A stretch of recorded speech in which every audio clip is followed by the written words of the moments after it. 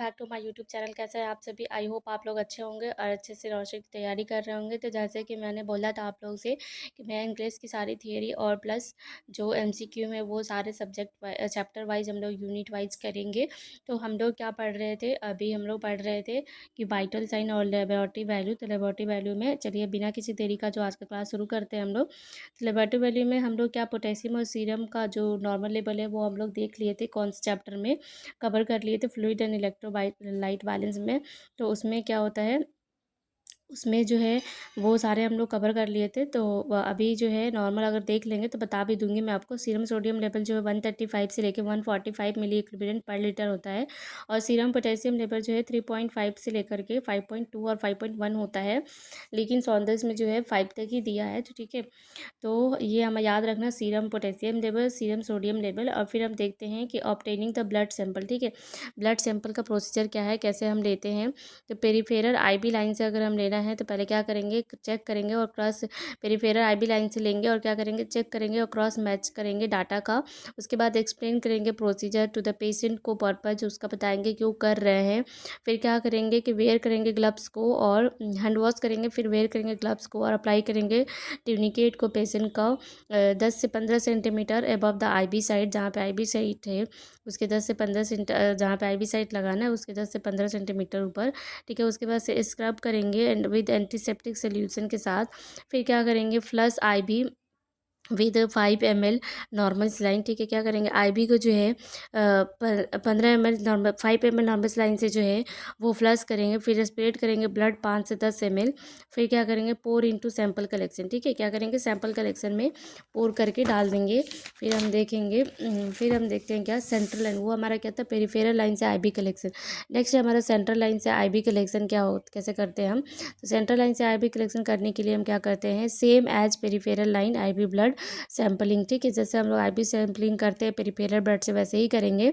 लेकिन only aware about the ask the patient, किससे aware रहना है, तो सिर्फ aware about the ask the patient to turn head away from the side, क्योंकि पेशेंट को बोलेंगे उस साइड जो है जो हेड को अपने अपोजिट साइड करना है, जिस साइड सेंट्रल लाइन लगा है उसके अपोजिट साइड करने। And the gently spread turn perform. ठीक है, तो फिर क्या करेंगे, ब्लड को कलेक्ट करेंगे और अपना जो सैंपल कलेक्शन परफॉर्मेंस कर रहे हैं वो करेंगे। ठीक है, उसके बाद से हम देखते हैं activated partial thromboplastin time. Activated partial thromboplastin time जो है एपीटीटी वैल्यू जिसको बोलते हैं, वो हमारा नंबर कितना होता है, 22 से 36 होता है। ठीक है, और हैपेरिन, हैपेरिन अगर किसी पेशेंट को चल रहा है तो उस टाइम क्या होता है, 60 to 80 सेकेंड्स होता है। ठीक है, सॉरी। फिर क्या होता है हमारा patient when the patient on heparin, on heparin the ATTP, जब अगर पेशेंट जो है हैपेरिन थेरेपी पे है तो एपीटीटी का लेवल जो होता है 2 टाइम्स नॉर्मल जो होता है 22 से 36, उससे ज़्यादा डबल हो जाता है। तो यहाँ पे क्या हो, 60 to 80 हो जाएगा।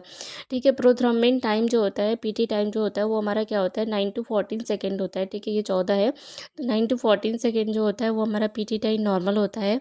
अगर कोई पेशेंट जो है वारफरीन वारफरीन जो है वो हमारा 16 to 20 सेकेंड जो होता है।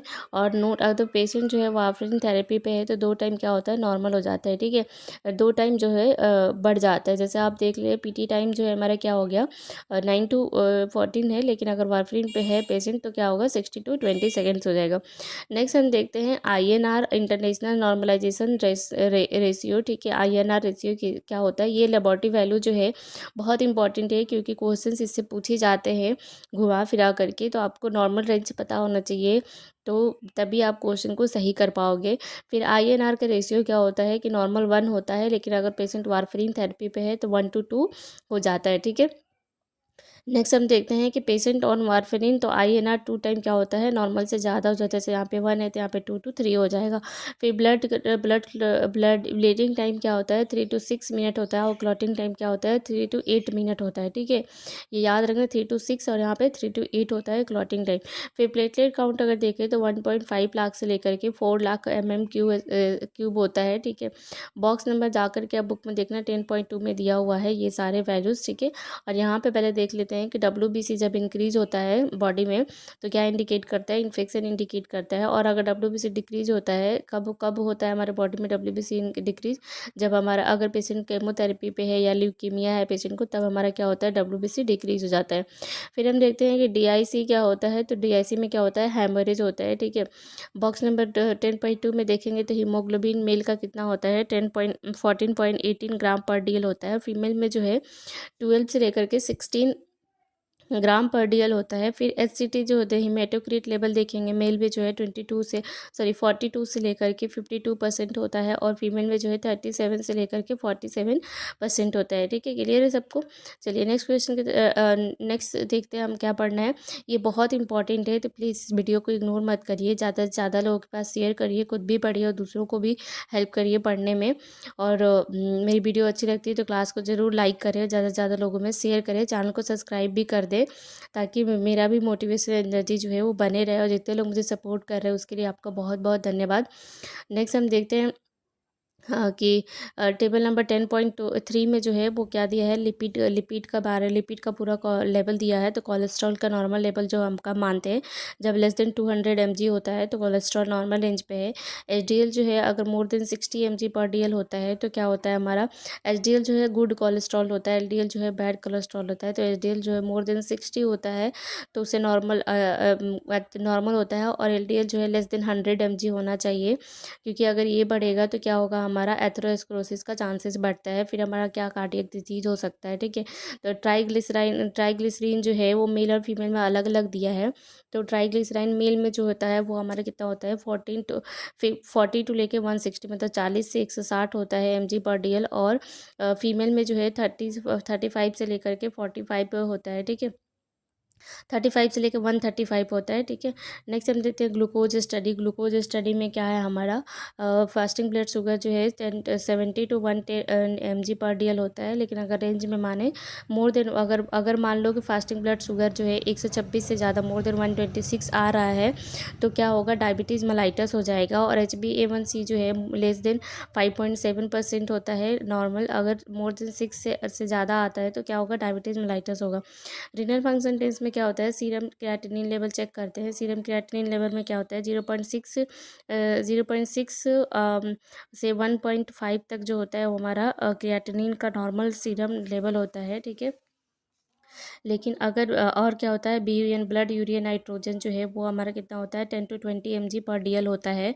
और RBC जो है हमारा 3.5 से लेकर के 6.5 मिली इक्विवेलेंट पर MMQ होता है। फिर WBC का 4000 to 11,000 जो है MMQ पर स्क्वायर MMQ होता है।